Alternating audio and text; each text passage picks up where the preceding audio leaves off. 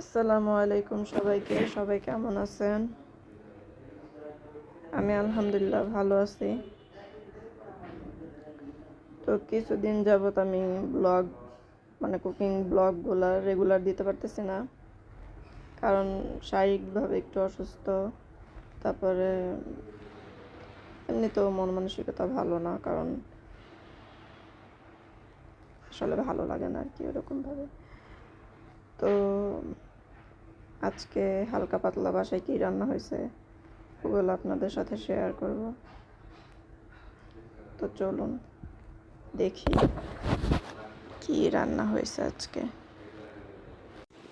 তো আজকে রান্না হয়েছিল ইলিশ মাছ দিয়ে, পটল দিয়ে।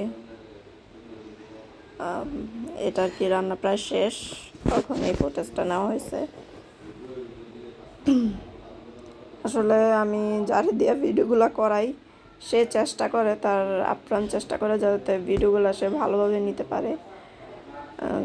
হয়তো বা ওইরকমভাবে আমি আপনাদের কাছে ফুটায় তুলতে পারি না, তারপরেও ইনশাল্লাহ আশা করি আস্তে আস্তে আস্তে আস্তে আস্তে আস্তে কচ্ছপের গতিতে হইলেও ইনশাল্লাহ আমি ভালোভাবে আগায় যেতে পারবো।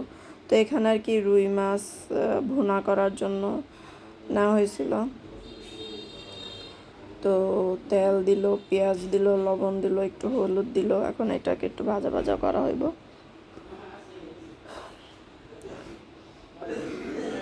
যখন পেঁয়াজটা একটু এটা কি বলে, নেতায় আসবে বা একটু নরম হয়ে আসবে, তখন আর কি ওই বাকি মশলাগুলো দিয়ে দিবে আর কি।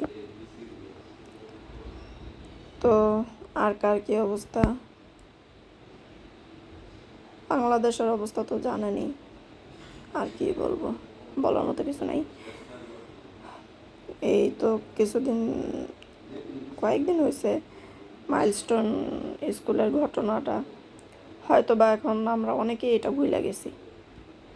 এখন যে যার মতো লাইফ লিড করতেছি, যে যার মতো যে যার প্রয়োজনের জন্য ছুটতেছে আর কি।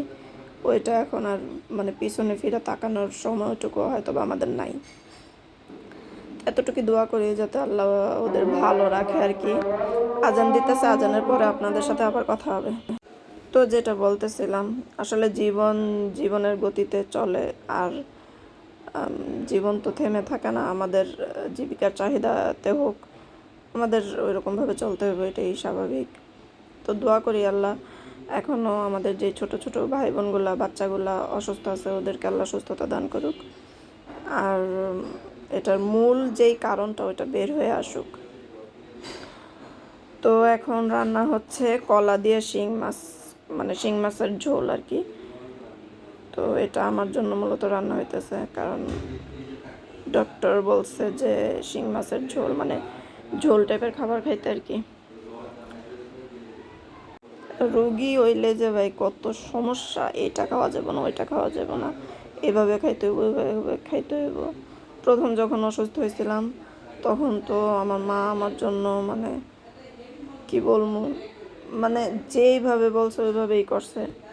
এখনও চেষ্টা করে যে ডাক্তার যেভাবে বলে, যদিও আমি এখন আলাদা থাকি, আমার হাজব্যান্ড আমি আলাদা থাকি, তারপরেও কখনো যদি কিছু খাইতে ইচ্ছা করে আমার মা সাথে সাথে পাঠায় দেয়।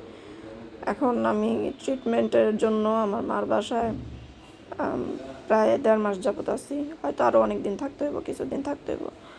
তো আমার মা আপ্রাণ চেষ্টা করে আমি কি খাবো না খাবো।